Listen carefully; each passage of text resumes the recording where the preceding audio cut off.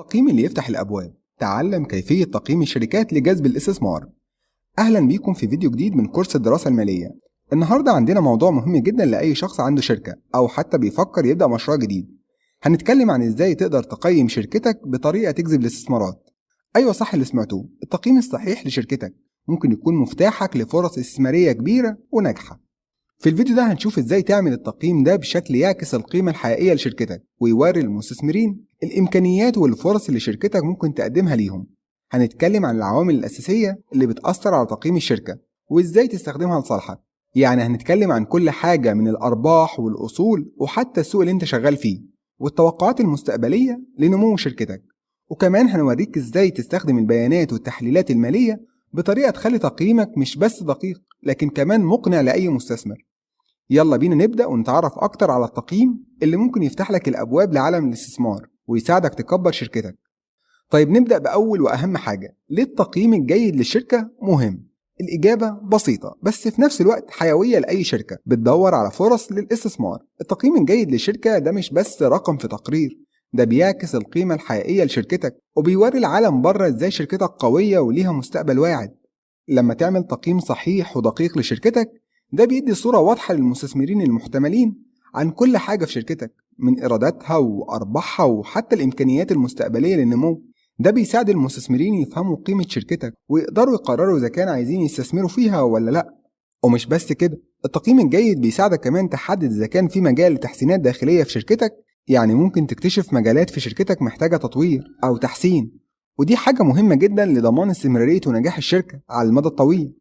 في النهاية التقييم الجيد لشركتك ده بيديك فرصة ذهبية تعرض شركتك على الساحة الاستثمارية بأفضل صورة ممكنة ويفتح لك الباب لفرص استثمارية ممكن تكون كبيرة ومؤثرة جدا لمستقبل شركتك. دلوقتي بقى ندخل في قلب الموضوع ونتكلم عن العوامل الأساسية اللي بتأثر على تقييم الشركة بشكل ناجح وفعال. تقييم الشركة ده مش بيتعمل بعشوائية، في عوامل محددة وأساسية لازم تاخدها في الاعتبار. أول حاجة هي الأرباح. الأرباح ديت من أهم المقاييس في تقييم الشركات.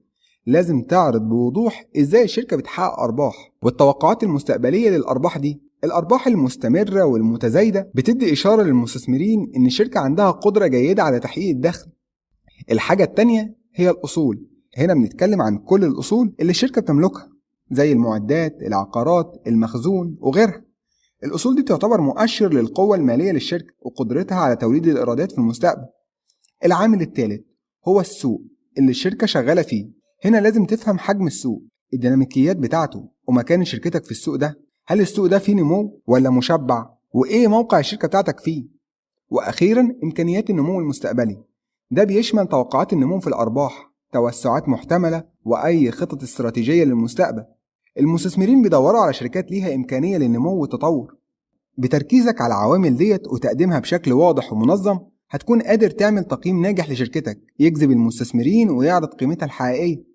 دلوقتي نتكلم عن جزء مهم جدا في تقييم الشركة وهو استخدام البيانات والتحليلات المالية. البيانات والتحليلات ديت بتلعب دور كبير جدا في انك تعمل تقييم دقيق ومقنع لشركتك. أول حاجة لازم تعملها هي جمع كل البيانات المالية لشركتك. ده بيشمل قائمة الدخل والمركز المالي وقائمة التدفقات النقدية. البيانات دي بتديك صورة واضحة عن الأداء المالي لشركتك وهي أساس أي تقييم ناجح. بعد كده لازم تستخدم التحليلات المالية. ده يعني تحليل بيانات بطرق مختلفة علشان تقدر تفهم الصورة الكبيرة. تحليلات زي نسب السيولة، نقطة التعادل، كل ده بيساعدك تقيم شركتك بطريقة أكتر دقة. ومش بس كده، لازم كمان تستخدم البيانات والتحليلات ديت لتحديد الاتجاهات. يعني تشوف ايه الاتجاهات في الأرباح، المصاريف والإيرادات على مدى فترة من الزمن. ده بيساعدك تعرف إذا كان شركتك في طريقها للنمو أو لو في مشاكل محتملة محتاجة تتعالج. وأخيرا البيانات والتحليلات المالية بتساعدك تعرض شركتك بشكل مقنع للمستثمرين. لما تقدر توريهم بيانات دقيقة وتحليلات عميقة ده بيزود ثقتهم في شركتك وبيزود فرصك في جذب الاستثمارات. في النهاية البيانات والتحليلات المالية ديت الأدوات اللي هتساعدك تعمل تقييم دقيق ومقنع لشركتك وتفتح لك الأبواب لفرص استثمارية كبيرة. دلوقتي بعد ما عرفنا إزاي نعمل تقييم للشركة، الجزء الجاي والمهم جدا هو كيفية عرض التقييم ده للمستثمرين. لأن عرض التقييم بشكل صحيح ومقنع هو اللي ممكن يجذب المستثمرين ويخليهم يشوفوا شركتك كفرصة استثمارية مش هيلاقوها تاني. أول حاجة لازم تعملها هي تحضير عرض تقديمي قوي. العرض التقديمي ده لازم يكون مركز وواضح ويعرض كل النقاط الأساسية في تقييم شركتك، يعني يشمل الأرباح، الأصول، النمو المتوقع، وأي عوامل مهمة تانية. كمان مهم تستخدم البيانات اللي عندك بطريقة بصرية وجذابة، يعني مثلا تستخدم الرسوم البيانية والجداول لتوضيح النمو المالي والتوقعات المستقبلية. البصريات أو الرسوم البيانية والجداول بتساعد المستثمرين يفهموا البيانات بشكل أسرع وأسهل. وما تنساش تظهر الفرص اللي شركتك ممكن تقدمها للمستثمرين، يعني تشرح ازاي الاستثمار في شركتك ممكن يجيب عائد كويس، وازاي شركتك مختلفة عن غيرها في السوق. كمان لازم تكون جاهز لأي أسئلة من المستثمرين، يعني تكون عندك معرفة كاملة بكل جوانب شركتك والسوق اللي انت شغال فيه. وفي النهاية، عرض التقييم للمستثمرين بشكل مقنع وواضح هو اللي ممكن يحدد إذا كانوا هيستثمروا في شركتك ولا لأ. بالعرض الصحيح هتقدر تخليهم يشوفوا شركتك كفرصة ذهبية مش هيلاقوها تاني. ولحد هنا نكون انتهينا من الفيديو ده. استنونا في الفيديوهات الجاية علشان نقدم لكم مزيد من النصايح والمعلومات اللي هتساعدكم تطوروا من أعمالكم. لو عجبكم الفيديو ده ياريت تعملوا سبسكرايب للقناة وتفعلوا الجرس علشان تفضلوا متابعين كل جديد عندنا. وما تنسوش تشاركوا الفيديو ده مع أصحابكم اللي ممكن يستفادوا من المعلومات دي. شكرا جدا لمتابعتكم، وإن شاء الله نشوفكم في الفيديو الجاي. السلام عليكم.